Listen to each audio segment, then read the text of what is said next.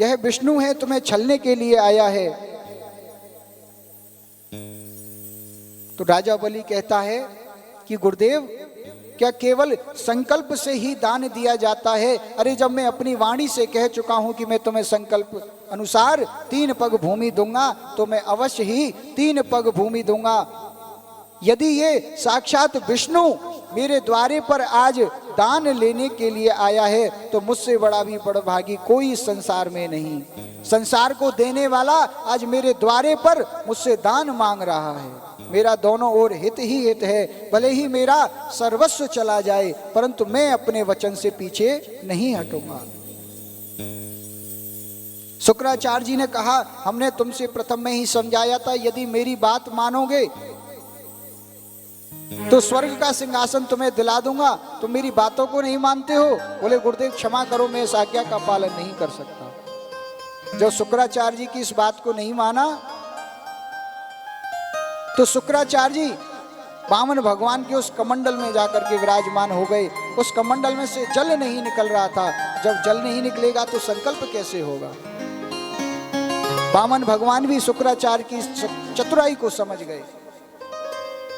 बोले कमंडल पुराना हो गया है, कभी कभी जंग खा जाता है। अपने आसन में से एक कुसा निकाला है और उसकी चोंच में जैसे ही मारा है, शुक्राचार्य जी की एक आंख को फोड़ दिया है। प्रेम से बोलो। बोले दाता दे और भंडारी को पेट फटे। देने वाला दे रहा है, लेने वाला ले रहा है, तुम पर क्या जोर पड़ रहा है भाई?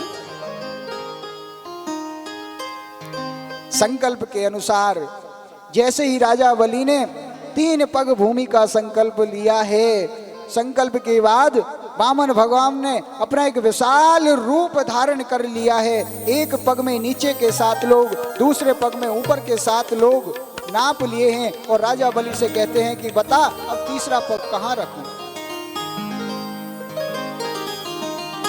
राजा बलि ने प्रश्न किया। बोले भगवान, मैं आपसे एक बात पूछना चाहता हूं, इस संसार में दानी बड़ा होता है या दान बड़ा होता है? भगवान ने कहा कि दान से बड़ा दानी होता है। बोले ठीक है भगवान, आप अपना तृतीय चरण मेरे शीश पर रख दीजिए।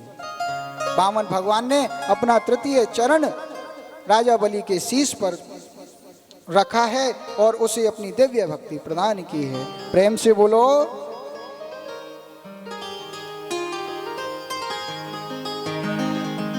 इससे आगे सुखदेव जी महाराज वर्णन करते हैं कि हे परीक्षित, 9वें स्कंद में 24 अध्यायों में से 12 अध्यायों में सूर्य वंश का वर्णन है और 12 अध्यायों में चंद्र वंश का वर्णन है। सूर्य वंश में हमारे राम जी पधारे और चंद्र वंश में हमारे कृष्ण कन्हैया लाल पधारे। प्रेम से बोलो। सूक्ष्म ही, क्योंकि समय की गति बढ़ती जा रही है, इसलिए सूक्ष्म में ही राम कथा का हम और आप सभी अवलोकन करेंगे। और ठाकुर जी की कृपा रही तो ऐसा विचार ठाकुर जी हृदय में दे रहे हैं कि शीघ्र ही आप सभी को राम कथा का भी श्रवण 9 दिन तक कराया जाएगा। प्रेम से बोलो। अब वो कहां होगा, कब होगा, ये ठाकुर जी जाने। तो आइए राम कथा श्रवण करने से पूर्व राम जी की स्तुति का गायन करें। उसके पश्चात हम राम जी की कथा सूक्ष्म में ही सुनेंगे। सभी लोग, सभी को राम जी की स्तुति याद है ना? किस किस को याद है? अरे सभी को। किस किस को याद है? अरे सभी को याद है। सभी ताली सेवा बजाते हुए गाएंगे। श्री रामचंद्र कृपालु भज मन हरण भव भैराम। श्री रामचंद्र कृपालु भज मन हरण भव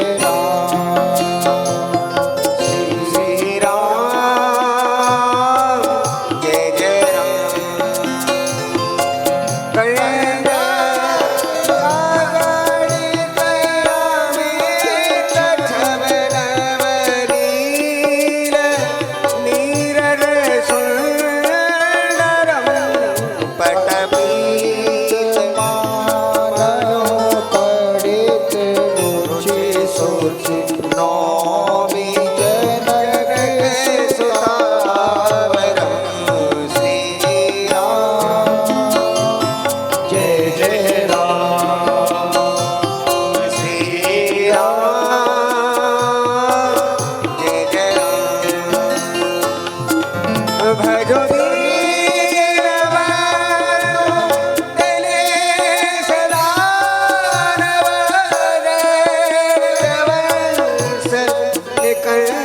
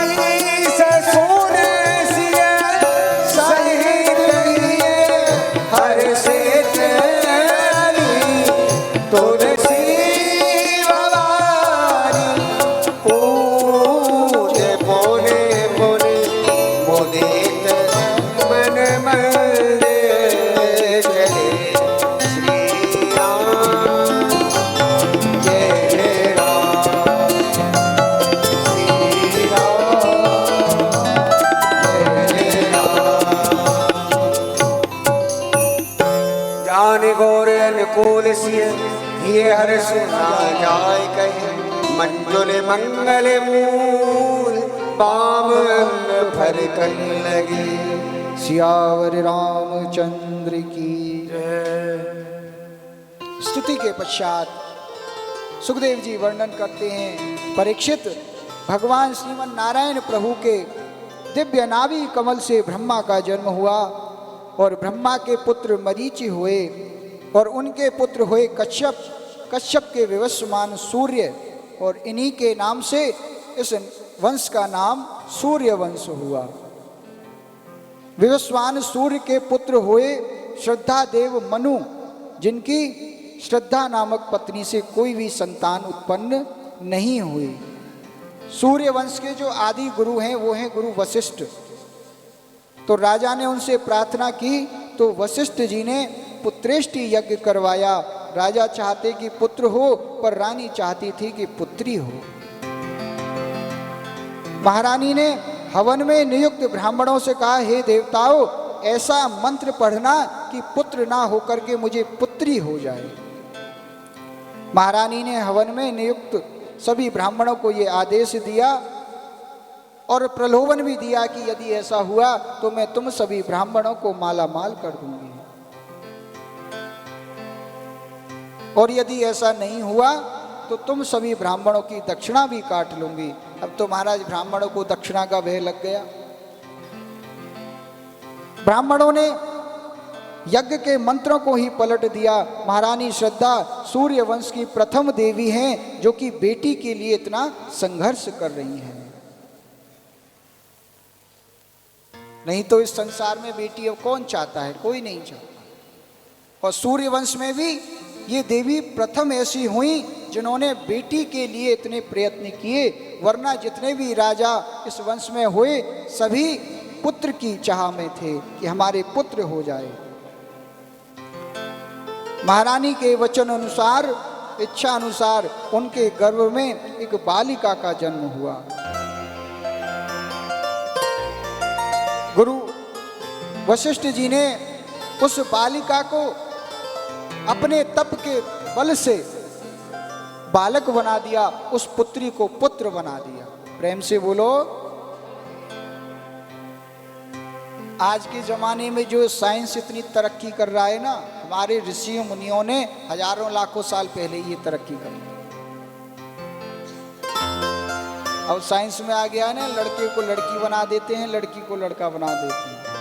तो गुरुदेव वशिष्ठ ने ना जाने कितने वर्ष पहले ये क्रिया अपना ली।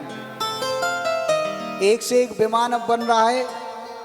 हमारे ऋषियों ने, ब्राह्मणों ने पहले ही इतने विमान बना दिए जो मन की गति से चले, बिना डीजल पेट्रोल के चले, बिना ड्राइवर के चले। प्रेम से बोलो। इसी वंश में आगे महाराज मनु के इक्ष्वाकु के नग, संयाति, दृष्ट, घृत, करुष, नभग, कवि आदि ये 10 पुत्र हुए, और इन्हीं 10 पुत्रों से सूर्य वंश का विस्तार हुआ। सुखदेव जी कहते हैं, परीक्षित, महाराज मनु के जो दूसरे बेटा थे नभग, इनके पुत्र हुए महाराज नाभाग, नभग के नाभाग, और नाभाग के बेटा हुए परम भागवती अम्बरीश जी महाराज। अम्बरीश जी महाराज बड़े ही चक्रवर्ती महाराज थे। साम्राज्य चारों ओर फैला हुआ था, परंतु चक्रवर्ती होने के पश्चात ये ठाकुर जी की अष्टयाम सेवा किया करते थे। अष्टयाम सेवा का अर्थ किसको मालूम? ठाकुर जी की 8 पहर सेवा करना। अब आप बताओ, जो व्यक्ति अष्टयाम सेवा करे, क्या उसे किसी अन्य कार्य के लिए फुर्सत होगी? नहीं होगी। उसमें भी यह चक्रवर्ती महाराज थे, राजकाज इतना फैला हुआ था कि पूछो मत। फिर भी प्रथम ये अष्टयाम सेवा किया करते थे, फिर अपने राजकाल को संभाला करते थे। परम वैष्णव अम्बरीश जी महाराज भगवान के अनन्य भक्त, इस समस्त वसुंधरा के अधिपति थे। और इन्हीं के वंश में आगे शुक्राचार्य जी कहते हैं कि परीक्षित, भागीरथ के वंश में राजा ऋतुपर्ण हुए, और ऋतुपर्ण के सौदास, सौदास के अस्मत, अस्मत के नारी कवच, नारी कवच के खटवांग, खटवांग के दिलीप, दिलीप के रघु। पहले इस वंश का क्या नाम था? सूर्य वंश। और जब इस वंश में महाराज दिलीप के पुत्र हुए रघु, तो इस वंश का नाम हो गया रघुवंश। और महाराज यगु के अज, और अज के पुत्र हुए दशरथ। दशरथ के यहाँ 4 पुत्रों का जन्म हुआ, राम, लक्ष्मण, भरत और शत्रुघ्न। इस प्रकार से गुरुदेव ने परीक्षित को वंशावली श्रवण कराई, और एक ही श्लोक में समस्त राम कथा को परीक्षित को कह करके सुना दिया।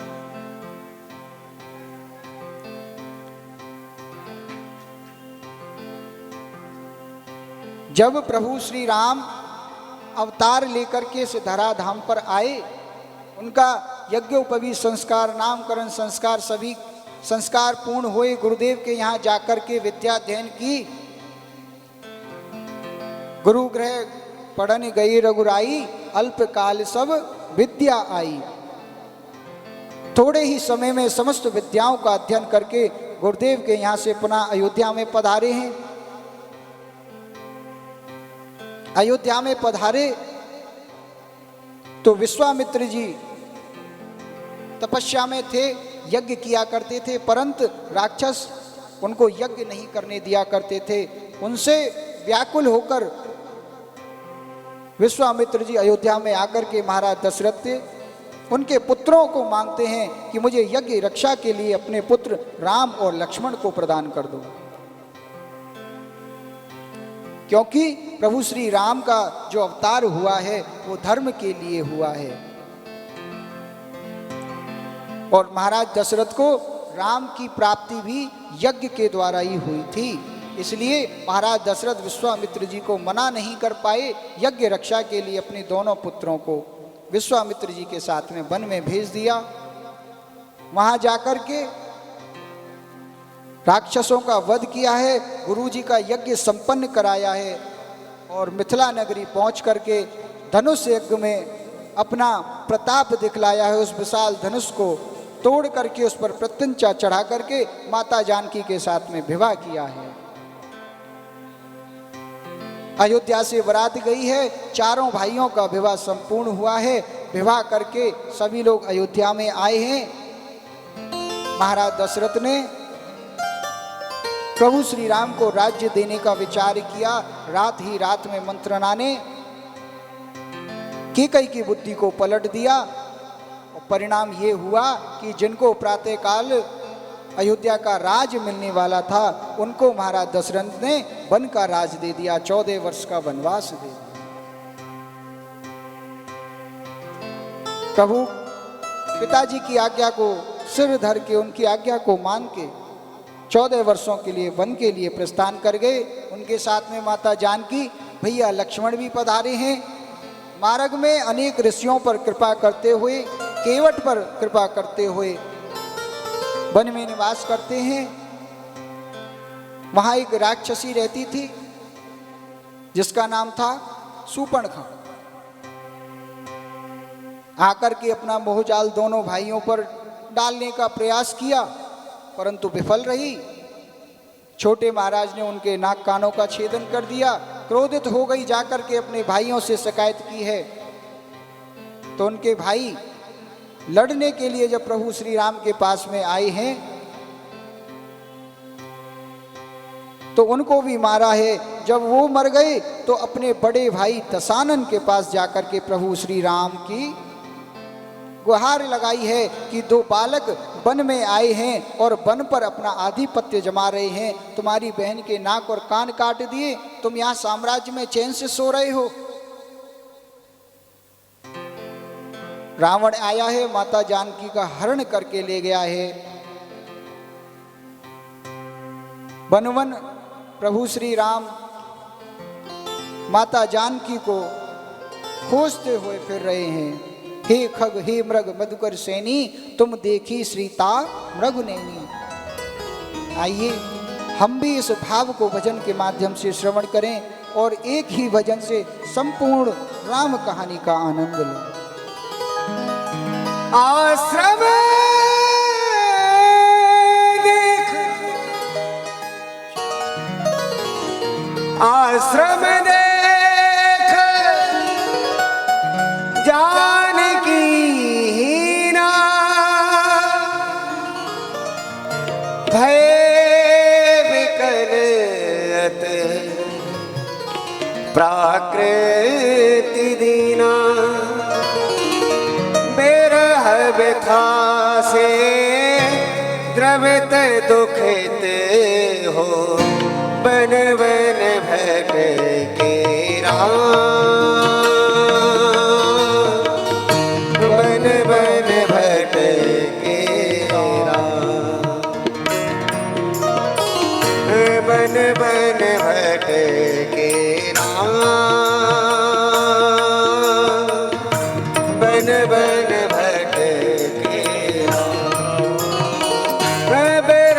व्यथा से व्यथित द्रवित हो, बन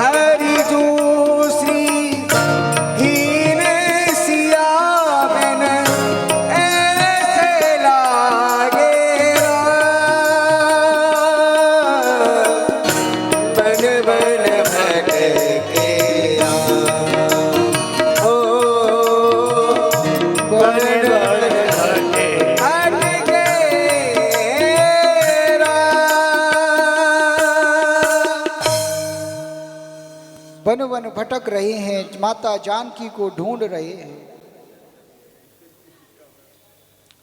आगे चल के सवरी पर कृपा की है, सवरी से मार्ग पूछा है, तो सवरी ने मार्ग तो नहीं बतलाया परंतु सुग्रीव का पता बतला दिया है कि आगे पंपापुर नामक ग्राम है, महायक पर्वत पर सुग्रीव नाम का वानर निवास करता है, वो अवश्य ही तुम्हारी सहायता करेगा।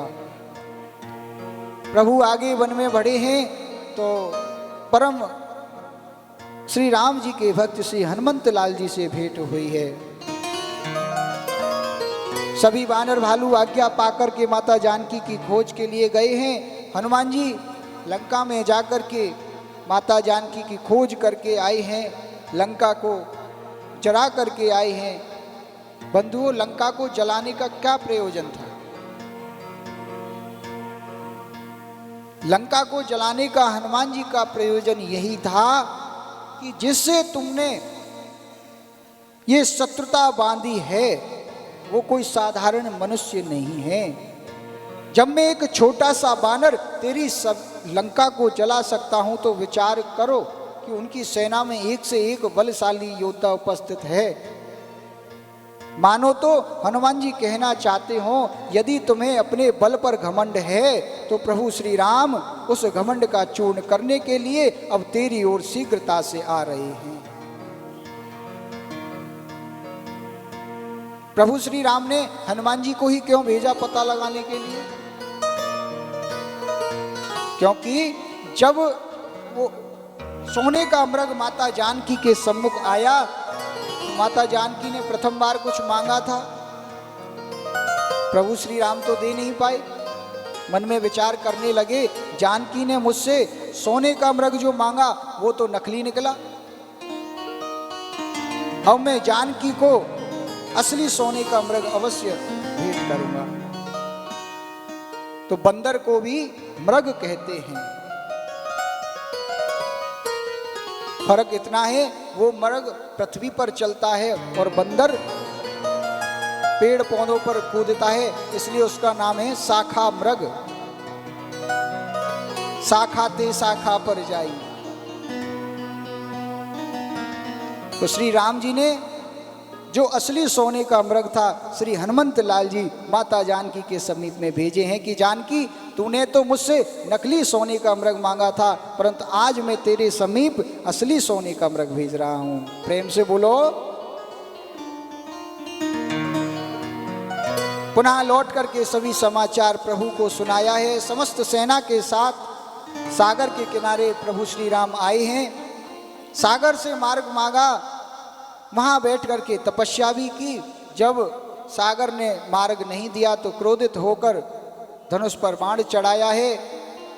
पुष्पहार लेकर के सागर उपस्थित हुआ है। बोले प्रभु आप ही की आज्ञा का मैं पालन करता हूं, यदि आप ही मुझे सोख लोगे तो फिर कैसे कार्य होगा। आपकी सेना में 2 नल और नील नाम के बानर हैं, उनको ऋषि का श्राप लगा है कि यदि वो कुछ भी जल में फेंकेंगे तो वो बहेगा नहीं, वहीं स्थिर रहेगा। उन्हीं के द्वारा सेतु का निर्माण हुआ है।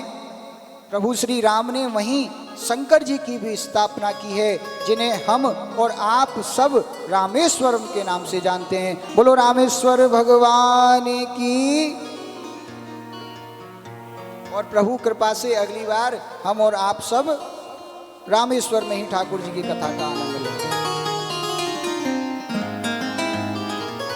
सेतु पार किया है, लंका पर जाकर के चढ़ाई की है। जितने भी कुटुंबी जन थे सभी को ठाकुर जी ने अपने धाम के लिए बुलाया है। विशाल राम रावण युद्ध हुआ है।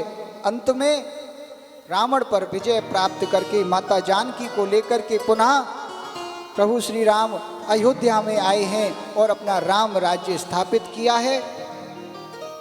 राम राज्य स्थापित करने के पश्चात सभी अयोध्या वासियों को लेकर के प्रभु श्री राम अपने दिव्य धाम के लिए प्रस्थान कर गए हैं। बोलो सियावर रामचंद्र की, चारों भैयान की, अनंत बलवंत श्री हनुमंत लाल की। सुखदेव जी कहते हैं परीक्षित मैंने बड़े ही सूक्ष्म में तुम्हें राम कथा का अवलोकन कराया, अब तुम चंद्रवंश का यह पावन कथा श्रवण करो। भगवान नारायण के नाभि कमल से ब्रह्मा, ब्रह्मा के बेटा हुए अत्रि, अत्रि मुनि के बेटा हुए चंद्रमा, और चंद्रमा से यह हुआ चंद्रवंश। चंद्रमा के बेटा बुध, बुध के हुए पुरुरवा, और इन्हीं पुरुरवा का दूसरा नाम हुआ एल। महाराज एल का विवाह उर्वशी नाम की अप्सरा से हुआ था। तो इनके आयु, श्रुतायु, सत्यायु, रे, जय, विजय, ये 6 पुत्र हुए। इन्हीं के प्रतापी वंश में आगे चल के महाराज नहुस का जन्म हुआ। नहुस के भी याति, ययाति, संयाति, अयाति, वियति, कृति आदि 6 बेटा हुए। बंधुओं में शीघ्रता से नाम इसलिए ले रहा हूं क्योंकि गुरुजन ऐसा वर्णन करते हैं कि जो भी सूर्य वंश और चंद्र वंश की इस वंशावली को श्रवण करता है उसे प्रभु की भक्ति शीघ्र ही प्राप्त होती है। इसलिए कहीं भी आपको सूर्य वंश की और चंद्र वंश की वंशावली मिले तो बैठ करके अवश्य श्रवण करना चाहिए। इन्हीं के वंश में आगे सुखदेव जी वर्णन करते हैं, परीक्षित पुरु वंश में राजा दुष्यंत का जन्म हुआ, और राजा दुष्यंत बड़े ही प्रतापी थे। इनके जो पुत्र थे भरत, 3 भरत हुए हैं श्रीमद् भागवत में। एक जड़ भरत जी, एक राजा दुष्यंत के पुत्र भरत जी, और एक अभी तो सुनी थी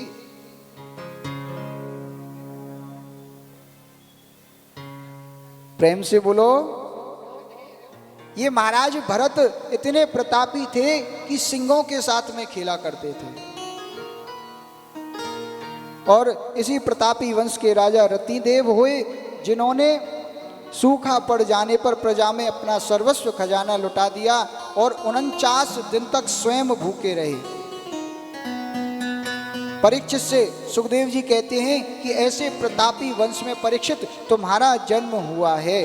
तुम पुरुवंशी हो, और पुरु महाराज से जो सबसे बड़े भाई थे यदु, उन्हीं के नाम से चला यदुवंश। यदुवंश में अजमीर, देवमीर, सूरसेन प्रभृति आदि बड़े बड़े महान राजा हुए। महाराज सूरसेन के बेटा हुए आनक दुंदुमी। आनक दुंदुमी का दूसरा नाम है, क्या नाम है? आनक दुंदुमी किसे कहते हैं? पिछली कथा में याद करवाया था सभी।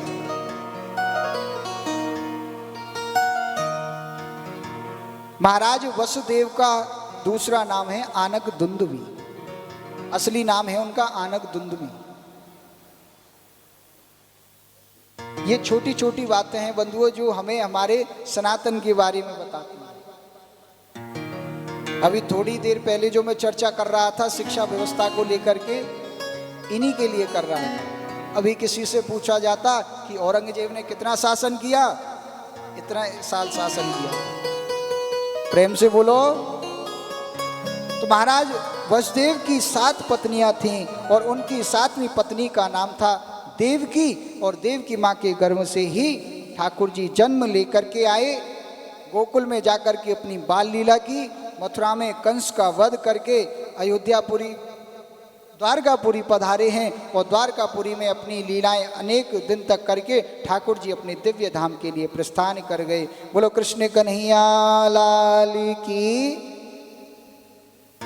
इतना कह करके श्री सुखदेव जी शांत हो गए। परीक्षित ने प्रश्न किया, भगवान आपने मुझे सूर्य वंश की वंशावली, चंद्र वंश के राजाओं की वंशावली बड़ी ही सुंदर तरीके से लंबी चौड़ी सुनाई, परंतु जब मेरे प्यारे मेरे गोविंद की चर्चा आई तो आपने 2 शब्दों में उनका जीवन चरित्र कह करके आप मौन हो गए। अरे जिनकी चर्चा सुनने के लिए, जिनकी लीलाओं का गुणानुवाद सुनने के लिए मैं यहाँ उतावला बैठा हूँ, और उनकी कथा आपने बस 2 शब्दों में कह करके पूर्ण कर दी। मैं जानना चाहता हूं कि परम धर्मशील महाराज यदु के वंश में मेरे प्रभु का प्रागट्य अपने अंशों के साथ कैसे हुआ। मेरे हृदय में बहुत सी जिज्ञासा हैं। क्योंकि जो श्री कृष्ण हैं वो इस भव रोग की मीठी दवाई है। जिस प्रकार से आयुर्वेद में छोटी छोटी मीठी मीठी गोलियां दी जाती हैं ना, जिनका कोई नुकसान नहीं होता, 2-2 4-4 गोली खाते जाओ और धीरे धीरे धीरे धीरे आपका रोग समाप्त हो जाएगा। वैसे ही श्री कृष्ण इस भव रोग की मीठी गोली हैं। धीरे धीरे उनकी कथाओं का, उनके चरित्रों का श्रवण करते रहोगे तो इस भव सागर से सहज में ही पार हो जाओगे। प्रेम से बोलो। सुखदेव जी कहते हैं, बोले परीक्षित, आज तुम्हें बैठे बैठे 4 दिन हो गए हैं, कुछ भूख प्यास लगी हो तो जल पानी ग्रहण कर लो। बोले प्रभु, मुझे आपकी यह कथा रूपी अमृत पान करने को मिल रहा है, और जिसने कथा रूपी अमृत पान कर लिया हो उसे फिर क्या खाने की आवश्यकता होगी, क्या पीने की आवश्यकता होगी। परीक्षित जी कहते हैं, कथितो वंश विस्तारो भवता सोम सूर्ययो राज्ञं चोव्यये वंश्यानां चरितं परमाद्भुतम्। कथितो वंश विस्तारो, हे गुरुदेव आप मुझे जरा इस वंश के बारे में विस्तार से बताइए, मेरे गोविंद की लीलाओं के बारे में मुझे विस्तार से बताइए। किस प्रकार से मेरे गोविंद जन्म लेकर के आए, क्या कारण रहा कि मेरे गोविंद को जेल में जन्म लेना पड़ा और रात ही रात में मथुरा से गोकुलपुरी के लिए जाना पड़ा। परीक्षित कहते हैं, भगवान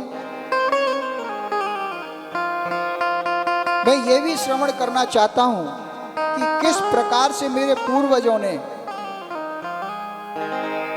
प्रभु की उस कृपामयी नौका में बैठ करके उस महाभारत के युद्ध पर विजय प्राप्त करी। श्री सुखदेव जी बोले, परीक्षित ये तो तुम्हारे दादाजी का संबंध था, तुम्हारा क्या संबंध है। परीक्षित बोले, अरे उन्हीं की कृपा से तो आज मैं तुम्हारे सामने बैठा हूं। यदि प्रभु श्री कृष्ण नहीं होते तो अश्वत्थामा ने तो मेरे ऊपर ब्रह्मास्त्र का प्रहार कर दिया था।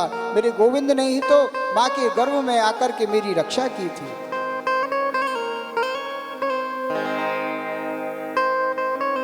बंधुओं, यहाँ ध्यान दें कि प्रथम स्कंद में जब हमने चर्चा करी तो श्री सूत जी महाराज परीक्षित के जन्म की कथा कह रहे थे, तो वहां वर्णन आता है कि प्रभु श्री कृष्ण गदा लेकर के माता के गर्भ में प्रवेश कर रहे थे और परीक्षित की रक्षा की थी। और यहाँ इस सुंदर अध्याय में यह वर्णन है कि प्रभु श्री कृष्ण ने सुदर्शन चक्र से मेरी रक्षा की थी। तो यहाँ 2 भेद कैसे हुए। सूत जी कहते हैं कि गदा से प्रभु ने रक्षा की, और परीक्षित जी कहते हैं कि प्रभु श्री कृष्ण ने मेरी सुदर्शन चक्र से रक्षा की।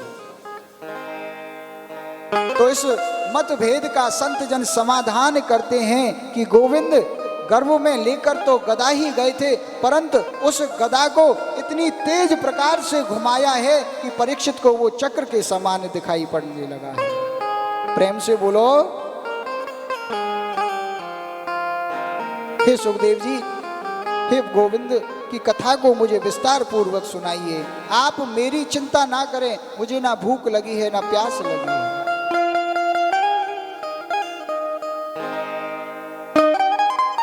सुखदेव जी कहते हैं, ठीक है परीक्षित, मैं तुम्हें विस्तार से प्रभु की लीलाओं का वर्णन करके सुनाता हूं, ध्यान पूर्वक सुनो।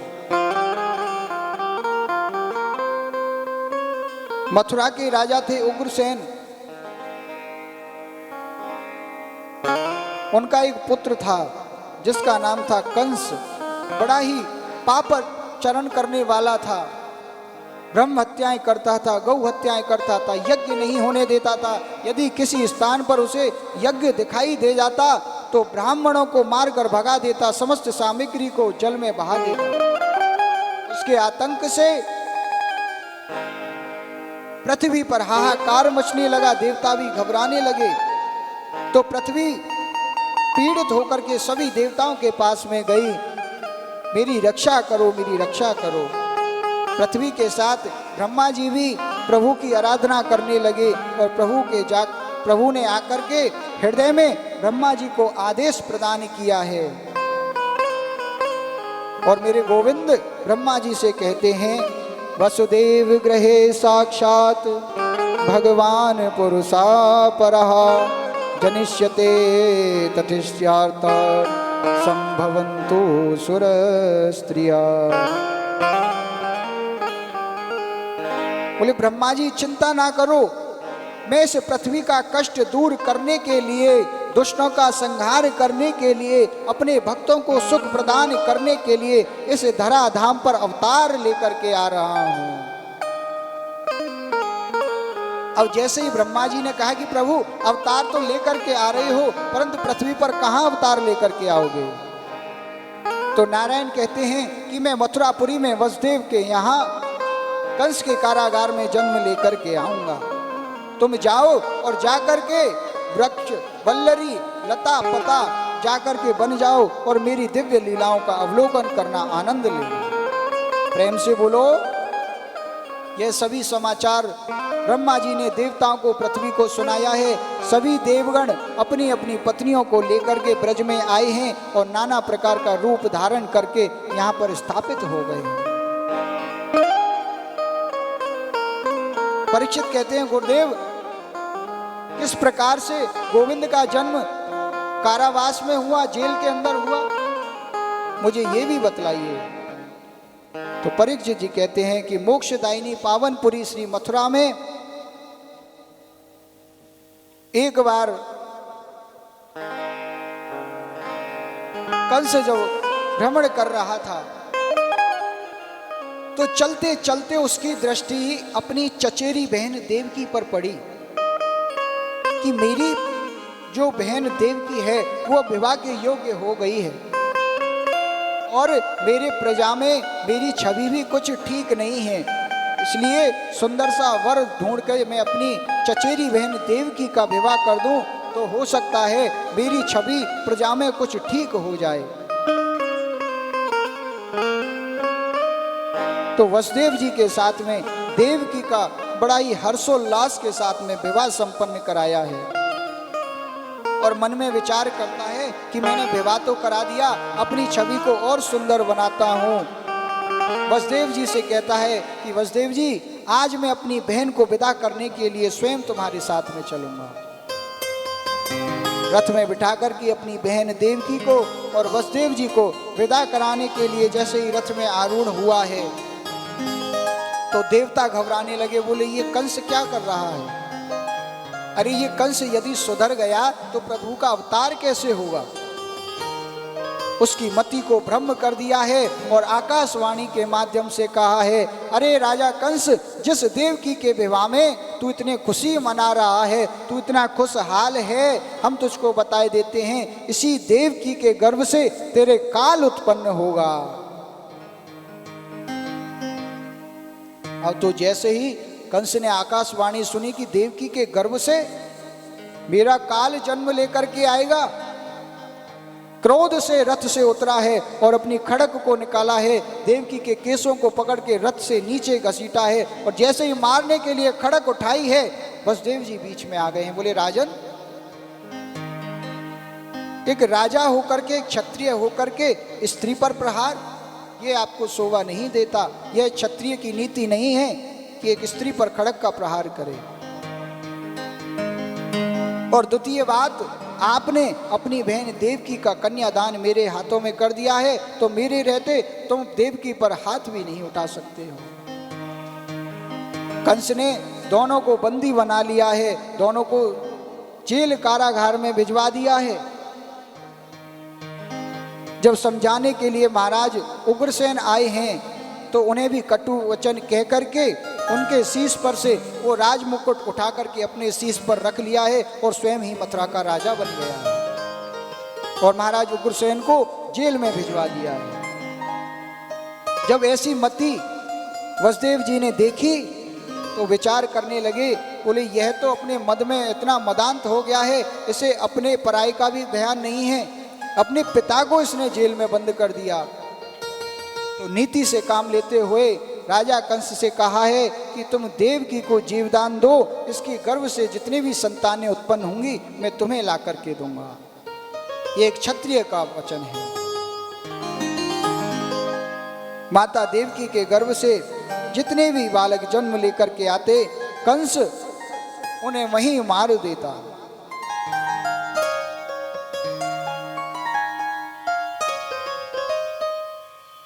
धीरे धीरे धीरे 1 2 3 कर करके 6 पुत्रों का राजा कंस ने देहांत कर दिया है, उनको मृत्यु को प्राप्त करा दिया है। और अब वो समय निकट आया, 7वें गर्भ के रूप में स्वयं बलराम जी महाराज गर्भ में पधारे हैं। योग माया के द्वारा उन्हें रोहिणी मैया के गर्भ में स्थापित किया है। और अब जब 8वें गर्भ की बारी आई तो स्वयं श्री कृष्ण माता देवकी के गर्भ में आए। अब भगवान के प्रागट्य का सब शुभ समय आ गया। सभी देवतागण आकाश में आकर के प्रभु की स्तुति करने लगे हैं। भादों का महीना आ गया, कृष्ण पक्ष आ गया, अष्टमी तिथि आ गई, बुधवार आ गया, रोहिणी नक्षत्र आ गया और देवकी और वसुदेव के यहाँ चतुर्भुज रूप में भगवान नारायण प्रकट हो गए हैं। बोलो नारायण भगवान की, कृष्ण कन्हैया लाल की। इस अद्भुत छवि का दर्शन करके सभी देव स्तुति करने लगे हैं। माता देवकी ने, वसुदेव ने भी स्तुति की है।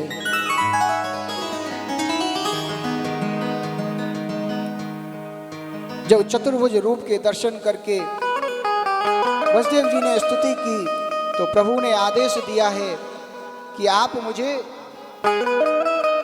यहां से कंस के कारावास से गोकुल के लिए पहुंचा दो। मैं कुछ समय पश्चात अपनी लीला करके तुम्हें छुड़ाने के लिए यहां आऊंगा। प्रभु ने बाल स्वरूप धारण किया है और गोकुल के लिए चल दिए हैं। अब इस कथा को तो यहीं करते हैं विश्राम। अब चलते हैं गोकुल में। गोकुल में बाबा नंद और मैया यशोदा वृद्धावस्था में आ चुके हैं, परंतु इनके कोई संतान नहीं है। ब्राह्मणों को खूब चकाचक खिलाते हैं, पिलाते हैं, यज्ञ हवन इत्यादि कराते हैं। किसी भी प्रकार से हमारे पुत्र हो जाए। ब्राह्मण भी यज्ञ हवन करते हैं, गायत्री का जाप करते हैं और उसका समस्त फल नंद बाबा को दे देते हैं। आइए हम सब इस कथा का अवलोकन अब कल करेंगे और ठाकुर जी का स्वागत करते हुए जन्मोत्सव मनाएंगे। स्वागतम कृष्ण स्वागतम कृष्ण स्वागतम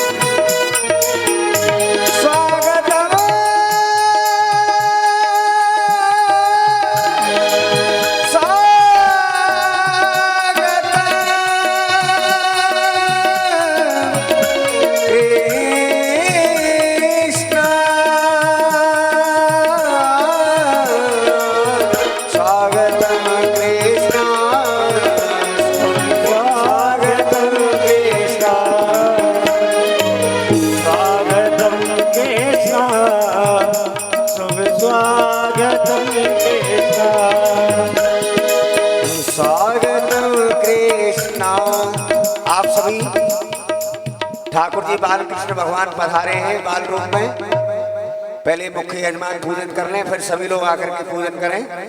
सभी ठाकुर जी की चरण सेवा करें, ठाकुर जी को लाल लड़ाएं और सभी बधाई गाएं। और भैया हमारे साथ में सभी बधाई गाएंगे, नाचेंगे, कूदेंगे, मौज करेंगे।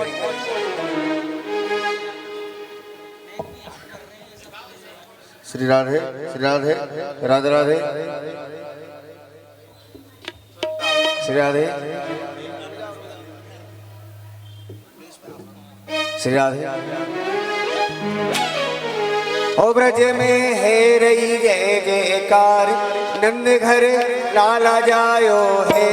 ब्रज में है रही जय जयकार, नंद घर लाला जायो है। ओ ब्रज में है रही जय जयकार, नंद घर लाला जायो है। ब्रज में है रही जय जयकार, नंद घर लाला जायो है। लाला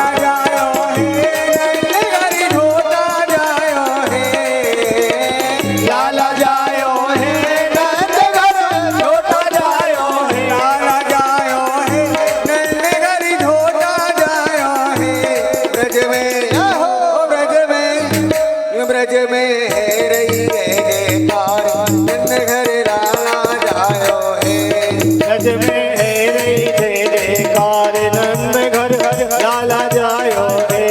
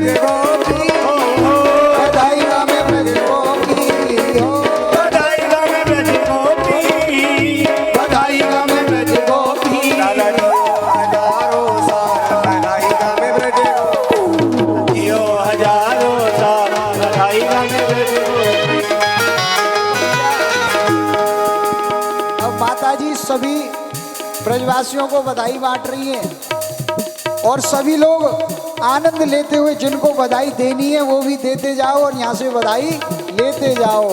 हाथ उठा करके बोलो कृष्ण कन्हैया लाल की।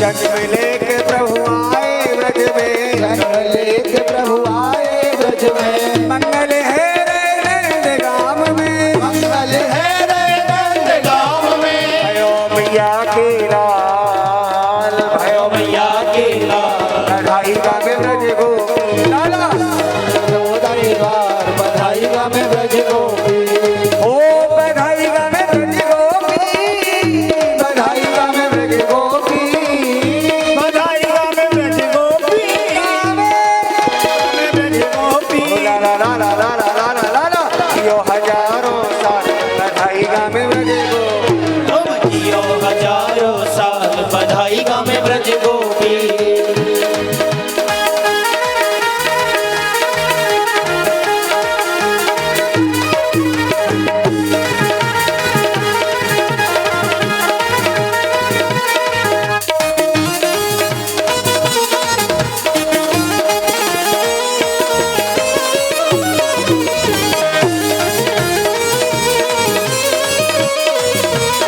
जग में कारे गोरे भैया, जग में कारे गोरे भैया, जग में कारे गोरे भैया, जग में कारे गोरे भैया, अरे मंगल गावे सभी लोगैया, मंगल गावे सभी लोगैया, ओ सभी लोगैया, सभी लोगैया, सभी लोगैया, सभी लोगैया। ओ चिरजीवो गोपाल, चिरजीवो गोपाल, बधाई गावे ब्रज गोपी, लाला, हजारों साल बधाई गावे ब्रज गोपी, ओ बधाई गावे ब्रज गोपी, ओ बधाई गावे ब्रज गोपी, बधाई गावे ब्रज गोपी, बधाई गावे ब्रज गोपी। और यशोदा तेरो वो कन्हैया तेरो, यशोदा तेरो चिरजीवे लाल कन्हैया, यशोदा तेरो चिरजीवे लाल कन्हैया, यशोदा तेरो चिरजीवे लाल कन्हैया, यशोदा तेरा तेरे जीवे लाल, ओ चिरजीवे लाल कन्हैया, चिरंजीव लाल कन्हैया, ओ चिरजीवे लाल कन्हैया, चिरंजीव लाल कन्हैया। यशोदा तेरो कन्हैया, कन्हैया, यशोदा तेरो चिरजीवे लाल कन्हैया, यशोदा तेरा तेरे जीवे लाल कन्हैया, यशोदा तेरो चिरजीवे लाल कन्हैया। यशोदा तेरा तेरे जीवे लाल कन्हैया। और कहेंगे ओ मैया बधाई है, बधाई है, बधाई है बधाई है, ओ मैया बधाई है, बधाई है, ओ मैया बधाई है बधाई है, ओ मैया बधाई है, बधाई है, बधाई है बधाई है, ओ मैया बधाई है, बधाई है, बधाई है बधाई है, ओ लाला की खुशी मनाई है, लाला की खुशी मनाई है, यशोदा तेरो तेरे जीवे लाल कन्हैया, यशोदा तेरा तेरे जीवे लाल कन्हैया।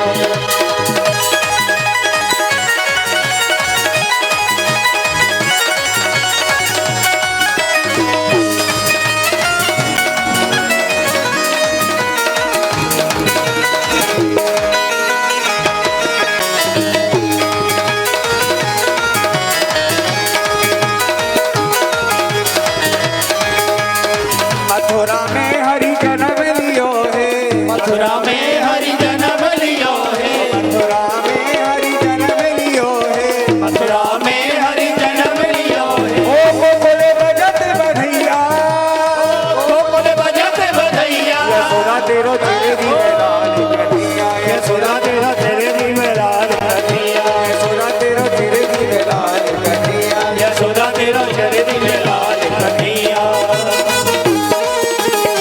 ओ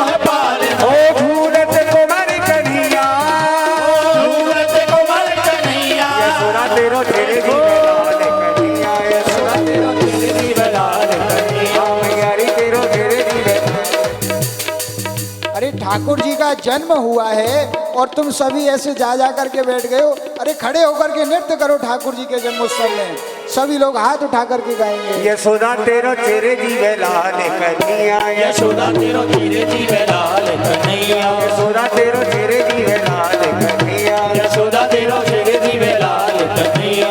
एक बात बताऊं, यदि ना काऊ को बिहारो तो कोई पार्टी वारो तो चक तो ताली बजती और चक नाचते। ठाकुर जी के उत्सव में नाचने में शर्म लग रही है।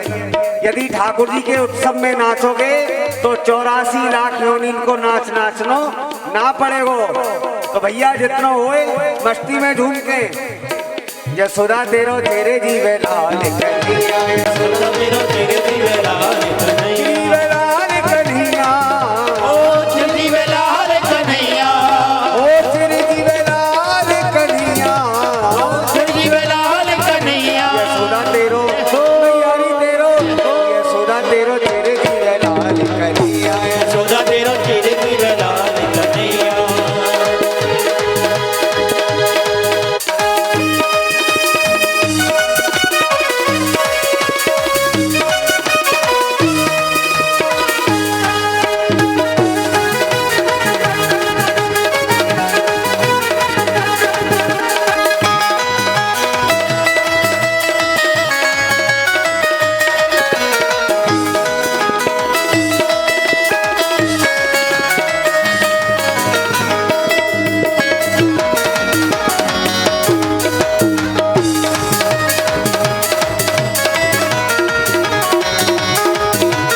चलो सखी दर्शन करे हमें मिले सब, चलो सखी सखी दर्शन करे आवे मिले सब, चलो सखी दर्शन करे हमें मिले सब। चलो सखी दर्शन करे आवे मिले सब। हो प्रगटे दाऊद के भैया, ओ प्रगटे दाऊद के भैया, हो प्रगटे दाऊद के भैया, भैया भैया यशोदा तेरो जय हो। मैयारी तेरो, जय हो। यशोदा तेरो चेरे जीवे लाल कन्हैया। यशोदा तेरो चेरे जीवे लाल कन्हैया। या आज ठाकुर जी के जन्मोत्सव में जो भी ना नाचे वो वाकू वाके कमरा में रहने वाली की सौगंधे सब यहाँ खड़े हैं कि अपनी हाजिरी लगाओ, सब नाचो, कोई ना रहेगा। सब बोलेंगे संग में, या अब एक दूसरे को ध्यान रखियो, सबको एक दूसरे की सौगंधे, जो ना नाचे वो नाचो सब। हो नंद के आनंद भयो जय कन्हैया लाल की, नंद के आनंद भयो जय कन्हैया लाल की। हो नंद के आनंद भयो जय कन्हैया लाल की, नंद के आनंद भयो जय कन्हैया लाल की। अरे जय कन्हैया लाल की, जय दाऊ दयाल की, जय कन्हैया लाल की, जय दाऊ दयाल की। अरे हाथी घोड़ा पाल की, जय कन्हैया लाल की, हाथी घोड़ा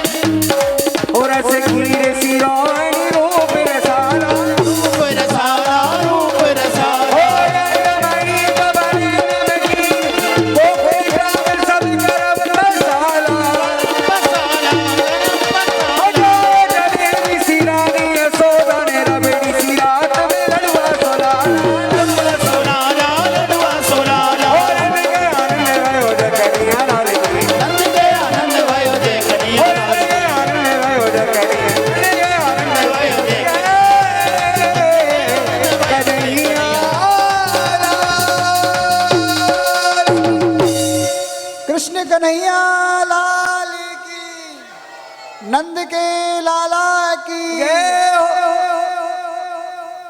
अब सभी लोग आरती करेंगे, उसके पश्चात सभी लोग प्रसाद पाएंगे और फिर जहाँ जिसको दर्शन करने जाना है दर्शन के लिए प्रस्थान करेंगे।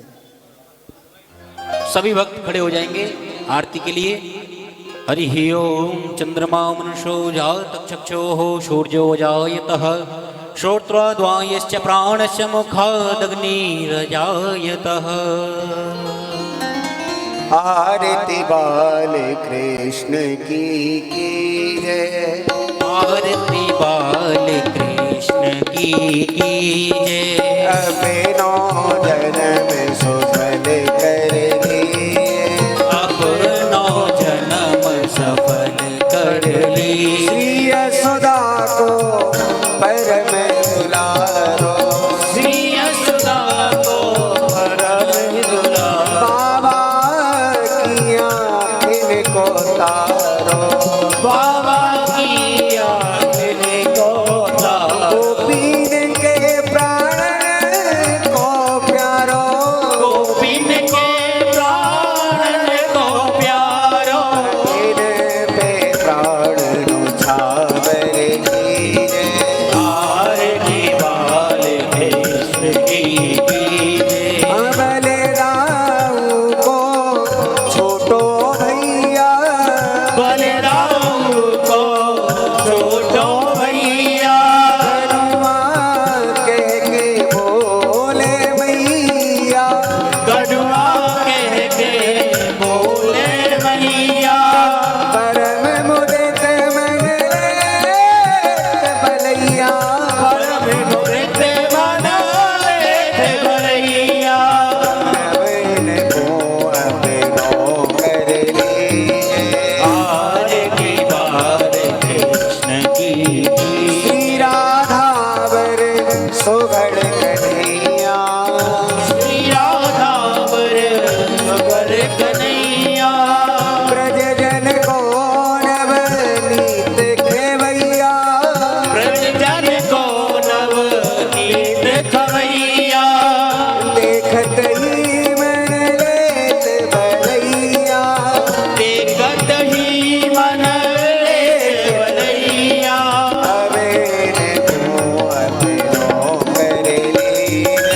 आरती बाल कृष्ण की तो तर बोलन मधुर सुहावे, तो दय बोलन मधुर सुहावे। सघन संग खिलत सुख पावे, सकल संग खेलत सुख पावे। सोई सुकृति जो इनको धावे, सोई सुखिनो इनको जावे। अबेन को अपनो कर लीजे।